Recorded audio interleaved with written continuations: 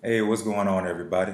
My name is Lawrence, and I wanted to take a couple of minutes and discuss something that's been talked about recently and really for a while now, especially among cults like Jehovah's Witnesses, Hebrew Israelites, and some other people who kind of twist scripture a little bit. All right, so this one is going over Proverbs 8:22, and the question is, does it teach that Jesus Christ is created? So what they'll do is they'll take Proverbs 8:22, which speaks about wisdom, and then matter of fact, let me pause there. Proverbs 8:22. Let's go ahead and read that. That way, you guys kind of can get the context, or at least the understanding of the verse. Proverbs 8:22 says, "The Lord possessed me in the beginning of His way, before His works of old." And I'm reading from the King James Bible, by the way. That way, it's a universally accepted translation, pretty much. I prefer the NASB. I have one here, but for convenience, I'm just going to go ahead and read off my phone. Anyways, they'll take that word possess, say it means create. It's about wisdom, and because Christ is called the wisdom of God, and wisdom is speaking here in chapter 8, that shows that Jesus is created. To kind of tie that in, they'll use scriptures like Luke 11:49, which says, "Therefore also said the wisdom of God, I will send them prophets and apostles, and some of them they shall slay and persecute." And also they'll use scriptures like 1 Corinthians 1:24, which says, "But unto them which are called both Jews and Greeks, Christ the power of God and the wisdom of God." Okay, so you see clearly that Christ is called the wisdom of God. Okay, and Proverbs 8 is talking about wisdom, and wisdom is speaking in here in chapter 8. So those scriptures tie together. Boom. You know what I'm saying? Christ is created, or is he? So that's what I want to talk about. All right, let's get into it. So to do fair justice, I'm trying not to make this too long. I'll probably split this into like two parts. Let's talk about the book of Proverbs. All right. All right, let's kind of go in there. That way we get a little bit of background information and get a proper understanding of what this book is talking about. All right, so uh, Proverbs. King Solomon wrote Proverbs, right? So he was the son of David and a sage, which is just like that's what a wise man is, called a sage. And we know that God came to him in a dream and asked him what he wanted. And Solomon said, "I want wisdom." Right? So God granted him that, and he became like the wisest man in the land. If we look at 1 Kings 4:32, I think this is important here that a lot of people might not know. All right, so 1 Kings chapter 4, verse 32.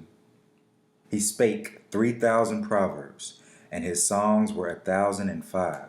So Solomon spoke a lot of proverbs, and he wrote a lot of songs. And this book of Proverbs that he wrote is a small compilation of some of those proverbs. I think they said there's like 800 proverbs in the book of Solomon. Not all of them are his or original to him, but they're just a compilation of proverbs that either he's originally created, or things that he's gained and learned through experience in his life, or that he might have come across.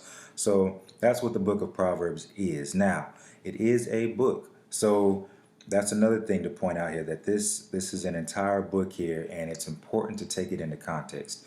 It wouldn't be fair to take a novel that you're reading, right, and to flip it open to the middle, find a paragraph, and rip a sentence out of that paragraph and say, "Okay, I know what the book is about." No, you don't do that. You go from beginning to end and understand what the author is trying to tell you, because normally they have a theme, something, an overall message that they're trying to deliver, and it wouldn't be honest or fair to pull anything out of context from that, especially taking into context that this is written on a scroll, you know what I'm saying, of the time. So this is one continuous piece of literature. What we have now with verses and chapters, that didn't come about until fairly recently in history. Chapter divisions didn't come about until about 800 years ago, and versification didn't come until about 500 years ago. And we know Proverbs was written way before that, right? What is the main message of Proverbs? The main message, well, one of the overall themes is to contrast wisdom and folly or foolishness, and also to encourage men to live by wisdom. So this is a wisdom literature book. It's wisdom and it has poetry, and it's in the section of the Bible with wisdom and poetic literature. So you have like Psalms and Proverbs, Ecclesiastes. All of those are like wisdom and poetic literature. Some try to include Job in that, but I'm not going to get into that. I'm just saying this is the Bible's divided up into certain sections, and this here is the wisdom and poetic section of the Bible. So even that right there kind of tells you that anything you read in these should not be over literalized. That there's a beauty and a poetic, life-giving description to what the writer is doing here to make a point instead of just giving a historical narrative like you might find in some of the earlier books or the later books of the New Testament. You have to be able to understand and interpret as opposed to just over literalizing what you're reading. The book does have what they call pithy sayings or wise sayings that can be isolated, but there's overall connecting themes that should not be or cannot be ripped from their context. And if you see me looking down, I'm just looking at my notes. I wrote a couple of notes here to kind of keep me on track and deliver the points that I want to get across. All right, so wisdom. The book of Proverbs is strictly about wisdom and the importance of wisdom. And wisdom in this book is portrayed as a woman. Why? Because, we'll say one of the reasons is that in Hebrew, just like Greek or Spanish or other languages, you have feminine, masculine, neuter nouns. So they have a gender to them, unlike English. So the word wisdom is a feminine noun. So it's portrayed here as a woman because it fits the gender of the noun.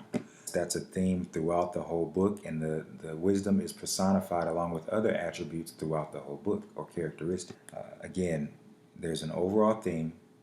You don't just start at chapter 8. Proverbs does not start at chapter 8. And so we have to be consistent in our interpretation of these verses in order to truly understand what's being said here. So let's go into just a couple of verses prior to chapter 8 to kind of get an understanding of what Solomon is writing here. I think that it kind of sheds some light on things that lead up to chapter 8. So let's start at Proverbs chapter 1. And we're going to read verses 1 through 6.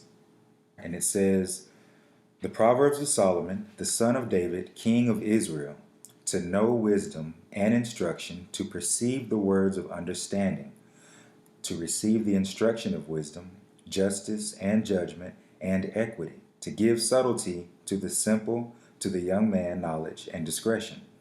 A wise man will hear and will increase learning, and a man of understanding shall attain unto wise counsels. To understand a proverb and the interpretation, the words of the wise and their dark sayings."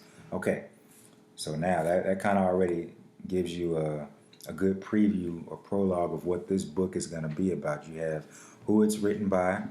It's the Proverbs of Solomon, and it's to know wisdom and instruction, to perceive the words of understanding. It also goes on to talk about what this does for a man and what a wise man will do with this instruction, right? So this is kind of the overlying theme here that we should be looking at. It's out of context to say this is speaking of a specific person when there's a theme here, and it's about gaining wisdom and knowledge, and it's applied to all types of people in general, right?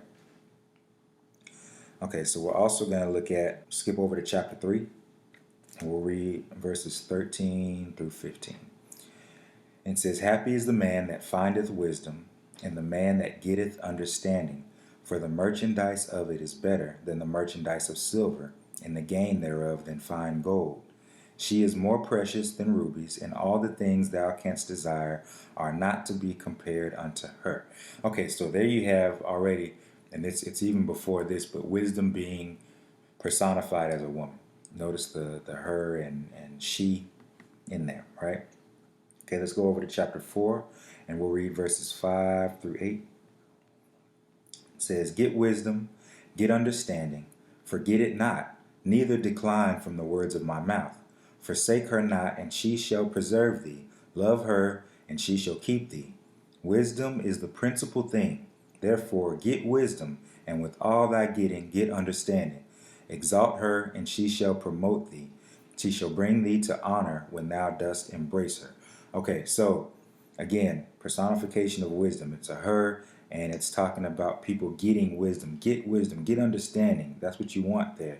And there's a reason that this is being said, because there's gain, there's benefits when you have wisdom and understanding, and that's what's leading up here to chapter 8, right? So let's go ahead and start looking at chapter 8 a little bit, which is the personification of wisdom. And we know personification is simply giving human characteristics or attributes to something that is not human. So it's taking wisdom here, which is an attribute, and giving it life, giving it personality.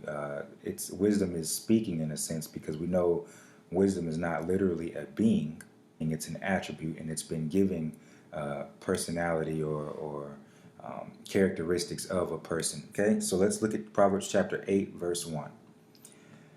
Doth not wisdom cry, and understanding put forth her voice? Okay, so let's stop there.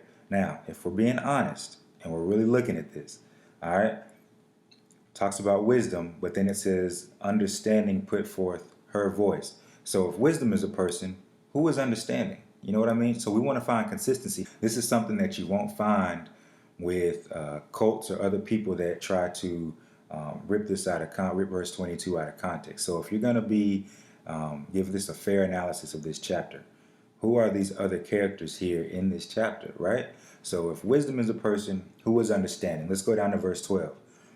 I, wisdom, dwell with prudence, and find out knowledge of witty inventions. Who is prudence? Wisdom dwells with prudence. So who is prudence, right? If wisdom's really a person, prudence has to be too. Who is prudence? They won't answer that one. All right, so we're already, kind of shaky on proper hermeneutical practice here. All right, so skipping down to verse 22. All right, let's read it. The Lord possessed me in the beginning of his way, before his works of old. Now, you have that word possessed there. Let's look at the definition in the Strong's. It is Strong's 7069. They have what I got right here is the Brown Driver Briggs definition. To get, to acquire, create, buy, possess, of God originating, creating, redeeming his people, of Eve acquiring, to own. So there's several definitions here, right? What these witnesses do, what Jehovah's Witnesses do, or Hebrew Israelites do, or other people do, they'll take that, and out of all these different definitions, they'll say, oh, it means create, which, fair enough. If you go through like a parallel Bible or whatever else, you'll see there is some translations that use the word create. So is create the proper definition here? We have possess in the King James, and possess again just means like to own, but there is several definitions of this Hebrew word, which is kanah, right? Qanah. Let's understand what it's talking about, and see if the context sheds a little more light on it, because this word can also have a sense of birthing language. And why do I say that? Let's read verses 23 through 25. I was set up from everlasting, from the beginning, or ever the earth was. When there were no depths, I was brought forth. When there were no fountains abounding with water, before the mountains were settled, before the hills, I brought forth. Okay, so you see those words brought forth there? That is birthing language, right? You see the same use in Genesis 4:1. Let's take a look at that real quick.